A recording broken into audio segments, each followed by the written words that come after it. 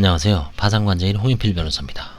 오늘 사례는 59년 남자분의 그 사례인데요. 일단 요걸 염두에 두십시오. 이 사건의 이제 핵심은 채무자가 가진 5필지 부동산을, 시골에 있는 부동산을 그 여동생한테 근저당만 가액으로 넘기면서 부모 부양 대신 토지를 이제 여동생한테 이전했다라고 이제 주장을 하고 있습니다. 그래서 관제인이 제기하는 부인 청구는 정당한가? 한번 보겠습니다. 이게 뭐 이런 일이 자주 일어나지는 않겠지만, 뭐 명분은 여기선 부양이지만 많죠. 이런 게 가족 간의 어떤 은닉, 외관상 은닉이죠. 채무자는 현재 뭐 강서구 쪽에서 채무자 명의로 보증금 800에 70만원 어렵게는 살고 있습니다.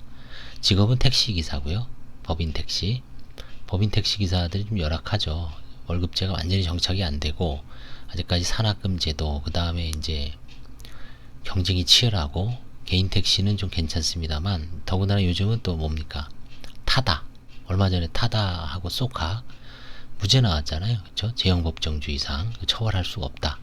그냥 단기 그 렌터카 이용 계약인가요? 뭐 그런 것 때문에 이거 일단 처벌할 수 없으니까 택시기사가 상당히 열악합니다.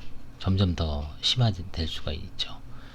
자, 이런 상황에서 이제 채무자의 파탄 원인은 뭐냐면 2013년입니다. 1월에 가족들이 생활비를 충당하고 채무자가 허리 디스크 수술을 하면서 빚을 지게 됐는데, 개인 택시까지 있었어요. 2003년. 이때는 좀 괜찮은 환경이었죠.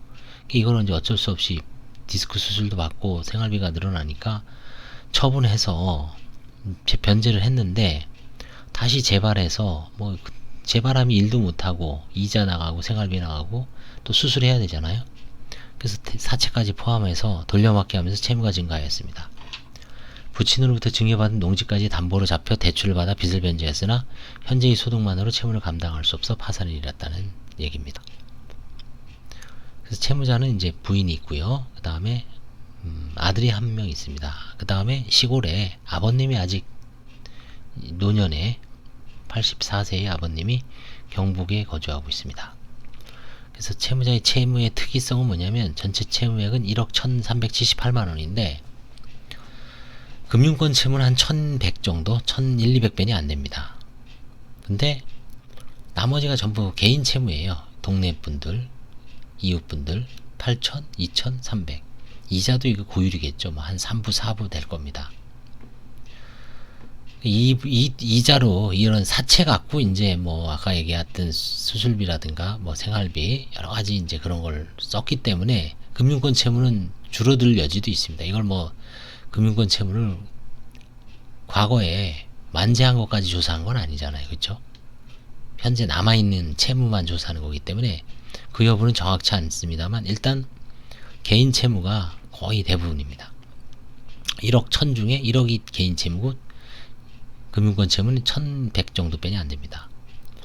일단 보증금 800은 당연히 면제재산이고요. 집행제한재산이고요.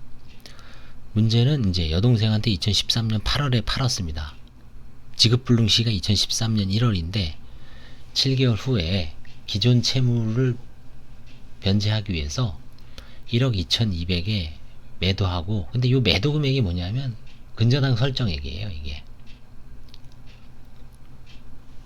자, 그래서 이게 아마 금융권 채무일 겁니다. 이게 1억 2200이.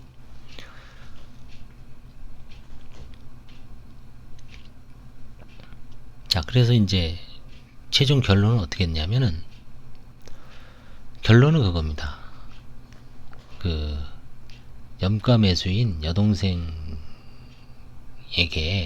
3천만원을 파산재단이 반환받는 취지 화해계약을 체결했습니다. 자세한 걸 한번 보겠습니다. 모친은 2011년 11월 사망하자 채무자 명의로 이제 단독 상속을 받았습니다. 두 필지, 논입니다. 논. 그래서 채무자는 총 5필지를 갖고 있었습니다. 모친으로부터 상속받은 2필지, 그 다음에 이 아까 아버님으로부터 생전에 증여받은 3필지, 전부 답이죠. 답. 대지는 이제 아버님이 여기 살고 계시는 시골 집이죠. 그래서 이 공시지가를 다 합쳐보면 1억 4,400입니다. 현재 2018년. 근데 2013년에는 9,400배니 안 돼요. 이때 매매가는 1억 2,200. 금융권이 근저당을 인수하는 조건으로 그냥 넘긴 겁니다. 채무자는 건물 및 5필지의 토지를 여동생에게 근저당 채무액을 매매가로 하여 매도했습니다. 당시 개인 채무가 이미 존재하였고 2013년 1월에요. 부동산 염가에 매각한 것은 채권자를 해하는 행위로 사행의 가능성이 있으므로 부인 청구의 대상이 된다고 판단했습니다. 다만 이제 쭉 조사를 해보니까 자 여동생이 이제 5년 동안 이자를 지급해 왔어요. 이 근저당 이자 한 4천만원. 그 다음에 서울에 있는 채무자 부부를 대신해서 고향에 머물려서 부친을 부양했습니다. 약 한 3천만원 정도 들었어요. 5년 동안. 1년에 600. 한 달에 한 50만원 정도는 들죠. 아무리 노인네래도. 다만 이제 현재 시세가 공시지가 약 1.5배에서 2배에 이르는 2억 1천에서 2억 8천에 이릅니다. 여기에 근저당 채무액 1억 2,200이죠. 그걸 빼면 시세 차익이 7천 내지 1억 6천만에 이릅니다. 그 다음에 매수인이 부담한 이자와 부양료 7천만원을 공제하면 매수인이 취득한 이익은 제로 내지 8천만원 사이입니다. 그래서 이 중간 어디겠죠, 값은. 최대로 이제 이익을 보면 8천인데, 그래서 이제 채무자를 설득을 해서 채권자를 위해서 한 3천 정도를 중간값, 약간 중간에서 이제 못 미치는 값이죠. 한 40%, 37% 정도를 파산재단이 지급받고 화해계약을 체결하고 소송을 안 했습니다. 이 소송으로 갔으면 아마 지금도 안 끝났을 가능성이 있고, 이 부인 파산에서의 부인 소송은 사실은 다 잡는 거죠. 관제인 입장에서 소송을 제기를 합니다. 부인 청구를. 근데 판사가 인용을 하고 채무자가 이의 제기를 하면은 다시 소송이 1심부터 시작됩니다. 1심, 2심, 대법원. 소송을 총 4번을 해야 됩니다. 그 다음에 변호사도 만만치 않죠. 선임해야 되죠. 그래서 비용이 많이 드는 소송이 되죠. 부인 청구가. 그래서 이제 물론 아주 명백하게 부당한 화해면은 응하지 않고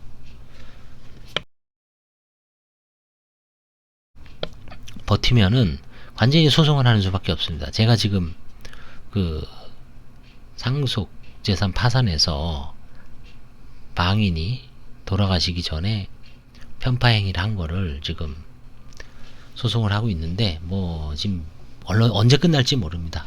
지금 최소한 벌써 한 1년, 조금 있으면 1년인데 기약이 없습니다. 그 다음에 주거지 800은 당연히 이제 유일한 재산이고, 뭐 이건 집행제한이죠. 자, 그래서 이 사건은 좀 아주 독특한 사건이죠. 5년 전에 오빠 명의로 아마 개인 채무자들, 이게 이제 채무자한테 들은 얘기로는 아버님이 이 땅을 아마 경매로 넘어가는 거에 대해서 큰 충격을 받을까봐. 왜냐하면 이 아버님은 시골에서 거의 한 5, 60년 이상을 농사만 지어왔을 거예요. 농민에게 참 땅이라는 것은 뭐 재산적인 측면도 있지만 정신적으로는 사실 전부죠. 그쵸? 그 땅에 대한 어떤 그쵸? 우리나라가 뭐 농민들이 땅을 가지게 된 게 최근이에요, 최근. 그 한국전쟁 전에 그 토지개혁 하면서, 그쵸? 1949년인가요? 유상몰수, 유상분배. 그래서 뭐 3정부인가요? 그 다음에 뭐 5년 동안 거치해서 이제 5년 동안 30%씩을 분할 납입한 거. 그때 아마 대다수 농민들이 땅을 가졌을 거예요. 일제시대 때 아니면 조선조 때는 땅을 많이 못 가졌죠. 거의 대지주들이 다 가졌고. 그러니까 아마 이 아버님도 평생 땅에 대한 애착이 엄청 강했을 것으로 사료되니까 이 자식들 입장에서도 이제 그렇게 해결을 한 것 같아요. 이 1억 2,200 금융권에 대한 이자는 너가 갚아라. 그리고 너가 부양을 해라. 다음에 이제 만약에 이게 땅값이 공시지가가 오히려 떨어지거나 밑돌았으면 사실 이걸 한가는 포기해야 되죠. 근데 땅값이 많이, 시골 땅도 많이 뭐 인위적인지 몰라도 많이 올랐죠. 그래서 이제 결국은 그 매매 차익을 일부 환가를 하게 됐습니다. 이런 경우에 이제 만약에 나중에 아버님 돌아가셨을 때 가족들 내부적으로 어떤 식으로 정산을 할지 그건 알 수는 없지만 뭔가 이제 정산을 하겠죠. 장례식 끝나고 어떤 식이든. 그동안 이제 고생해온 여동생, 그 다음에 이제 이 지금, 근데 이제 여동생은 여기다가 별도로 3천만 원을 파산재단에 내놨으니까 나중에 이 땅에 대해서는 전부 자기가 이제 다 가진다라고 이제 주장을 할 수가 있을 겁니다. 예, 감사합니다. 오늘 여기까지 하겠습니다.